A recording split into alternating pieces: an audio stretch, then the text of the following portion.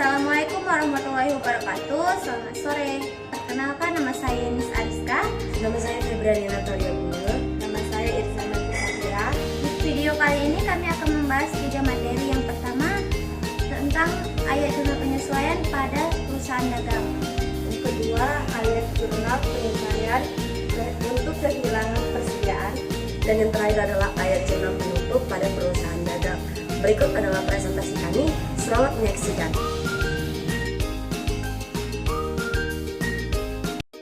Nah, yang pertama saya akan membahas tentang transaksi yang terjadi pada usaha dagang. Yang pertama yaitu pembelian barang dagang, merupakan pembelian barang dari pihak lain baik toko, perorangan, maupun perusahaan. Transaksi tersebut dibagi menjadi 2, yaitu transaksi pembelian secara tunai dan transaksi pembelian secara kredit. Yang kedua, retur pembelian. Pada saat transaksi perusahaan dagang membeli barang dan mendapati barang yang dibeli mengalami kerusakan atau tidak sesuai dengan pemesanan, maka pihak perusahaan akan mengembalikan barang tersebut. Yang ketiga, penjualan barang dagang. Penjualan barang yang dilakukan secara tunai maupun kredit. Yang keempat yaitu retur penjualan dan pengurangan harga, merupakan transaksi yang terjadi karena pengembalian suatu barang dagang yang rusak atau tidak sesuai dengan pemesanan pembeli. Nah, yang berikutnya yaitu yang kelima, potongan penjualan. Potongan penjualan diberikan untuk membuat pembeli agar segera membayar utangnya sebelum jatuh tempo yang ditetapkan. Yang keenam yaitu beban angkut pembelian, merupakan beban angkut pada barang dagang dari gudang pihak supplier ke gudang pihak pembeli yang akan ditanggung oleh pihak pembeli. Yang ketujuh yaitu persediaan barang dagang, merupakan jumlah persediaan barang dagang yang ada pada akhir periode tertentu. Yang kedelapan yaitu pembayaran hutang. Apabila perusahaan mempunyai utang, maka Anda atau pembeli wajib melakukan pelunasan utang kepada pihak kreditor. Dalam hal ini, utang yang sering dilakukan oleh perusahaan dagang yaitu utang pembelian barang dagangan karena dilakukan secara kredit. Dan yang terakhir yaitu penerimaan piutang. Apabila perusahaan atau pihak penjualan memperoleh pelunasan piutang dari pihak pembeli atas pembelian barang secara kredit oleh pihak pembelian, maka yang harus dilakukan adalah mencatat pelunasan tersebut ke dalam pembukuan. Nah, adapun contoh jurnal penyesuaian. Yang pertama yaitu dari akun beban perlengkapan. Akun perlengkapan menunjukkan saldo sementara 500.000, sedangkan data akhir periode menunjukkan saldo masih ada senilai 200.000. Analisisnya yaitu akun perlengkapan, saldo di sisi debit dalam akuntansi, maka dihitung jumlah yang habis terpakai di sisi debit beban yaitu 500.000 dikurang 200.000, hasilnya yaitu 300.000. Kemudian catatlah akun beban perlengkapan 300.000 di sisi debit dan kurangi jumlah akun perlengkapan sejumlah 300.000, seterusnya dicatat di sisi kredit. Contoh jurnal penyesuaian yang dibuat untuk akun perlengkapan bisa lihat di slide ini. Contoh jurnal penyesuaian yang kedua yaitu dari akun beban dibayar di muka. Akun asuransi dibayar di muka menunjukkan saldo sementara 390.000. Data akhir periode jumlah asuransi yang telah jatuh tempo adalah 120.000, yaitu untuk 4 bulan. Analisisnya yaitu akun asuransi dibayar di muka, saldo di sisi debit dicatat sebagai harta. Yang dicatat untuk penyesuaian adalah berapa jumlah yang sudah menjadi beban, yaitu sejumlah yang sudah jatuh tempo atau sudah dijalani. Beban asuransi sebesar 120.000 di sisi debit. Kemudian pada akun asuransi dibayar di muka senilai 120.000 dicatat di sisi kredit. Contoh penjurnalannya pada akun beban dibayar di muka bisa lihat di slide ini. Contoh penjurnalan selanjutnya yaitu dari akun penyusutan peralatan. Akun peralatan menunjukkan saldo senilai 7 juta pada akhir periode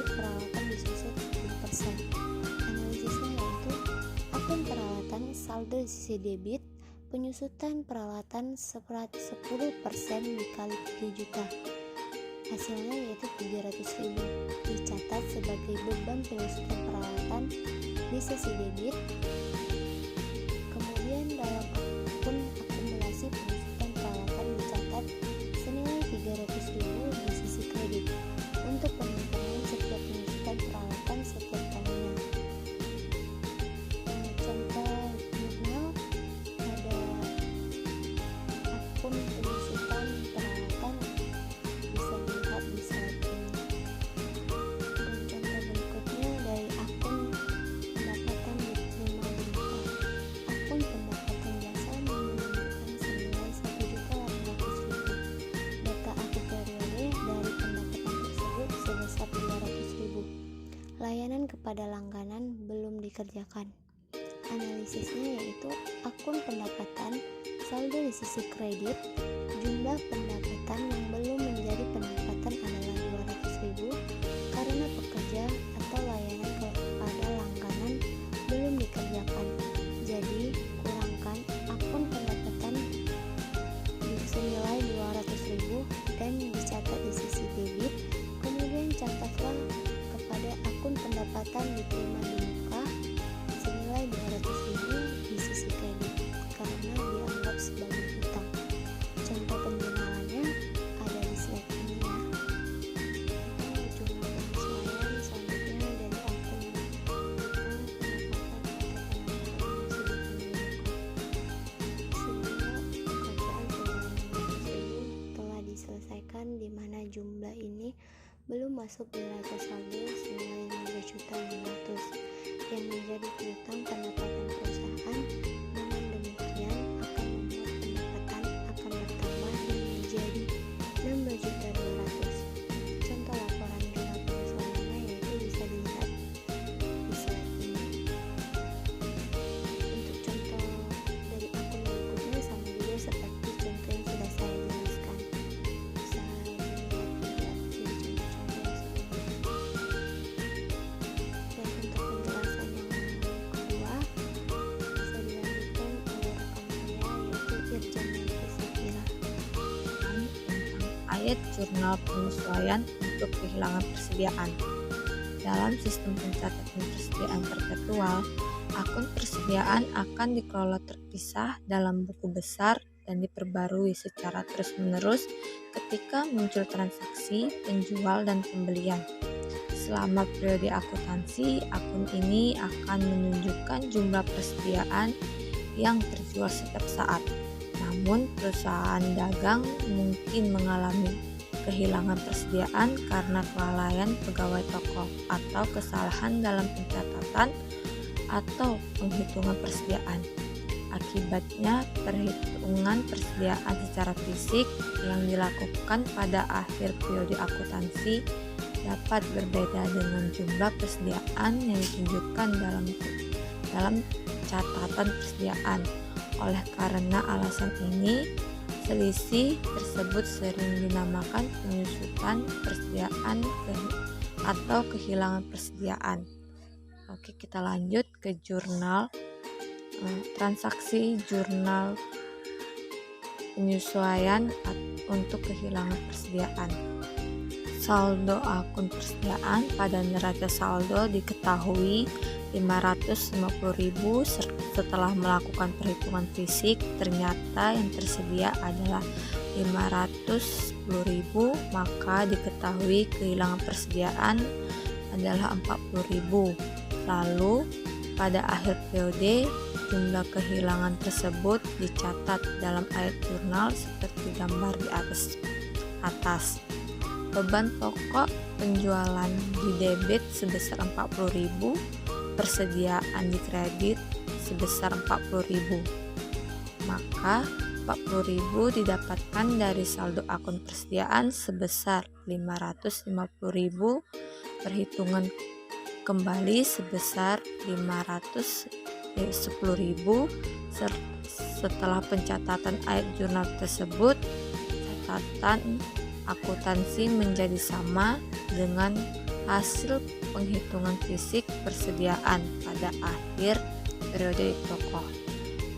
Selanjutnya akan saya berikan kepada Febri Natalia Gulu. Dan yang ketiga adalah ayat jurnal penutup untuk usaha dagang. Uraikanlah proses penutupan pada usaha dagang dan buatlah contoh jurnal penutup untuk 4 akun yang harus ditutup pada usaha dagang. Nah, pada jurnal penutup ada 4 proses dalam penutupan usaha dagang. Yang pertama, menutup akun saldo pendapatan dengan saldo kredit, yaitu dengan cara kita harus mengkredit dulu seluruh akun sementara yang memiliki saldo debit, dan setelahnya itu kita akan mendebet akun ikhtisar laba rugi. Nah, contoh penjurnalannya seperti yang tertampil pada layar. Kemudian yang kedua adalah menutup akun beban pada saldo debit, yaitu dengan mendebit seluruh akun sementara dengan saldo kredit serta mengkredit akun ikhtisar laba rugi. Nah, jurnal penutupnya adalah seperti berikut. Ikhtisar laba rugi pada beban, di mana ikhtisar laba rugi sebesar 1 juta berada di debit dan beban sebesar 1 juta berada di posisi kredit. Nah, proses yang ketiga yaitu menutup saldo ikhtisar laba rugi, yaitu dengan mendebit akun ikhtisar laba rugi sebesar saldonya atau laba bersih dan mengkredit akun modal pemilik. Nah, hal sebaliknya juga harus kita lakukan apabila perusahaan mengalami kerugian. Akun ikhtisar laba rugi dikreditkan sebesar saldonya dan akun modal pemilik berada di posisi debit. Selanjutnya adalah perusahaan memperoleh laba. Nah, apabila perusahaan memperoleh laba, maka akun ikhtisar laba rugi berada di sebelah kredit lebih besar dari akun ikhtisar laba rugi sebelah debit. Nah, jurnal penutupnya itu seperti ini. Ikhtisar laba rugi berada pada posisi debit sebesar 2.500.000 dan modal pemilik berada di posisi kredit sebesar 2.500.000. Nah, selanjutnya bagaimana jika perusahaan mengalami kerugian? Nah, jika perusahaan mengalami kerugian, maka akun ikhtisar laba rugi sebelah debit lebih besar dari akun ikhtisar laba rugi sebelah kredit. Jurnal penutupnya seperti ini. Itu modal pemilik berada di kolom debit dan ikhtisar laba rugi berada di kolom kredit. Nah, yang keempat adalah menutup akun penarikan oleh pemilik dengan cara mendebit akun modal pemilik dan mengkredit akun raif pemilik. Nah, jurnal penutupnya seperti ini. Modal pemilik sebesar 1 juta berada di posisi debit, raif sebesar 1 juta berada di posisi kredit. Nah, pada proses yang kelima yaitu adalah jurnal penutup akhir.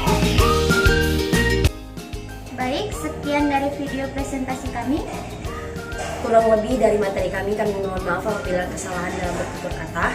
Assalamualaikum warahmatullahi wabarakatuh. Selamat sore.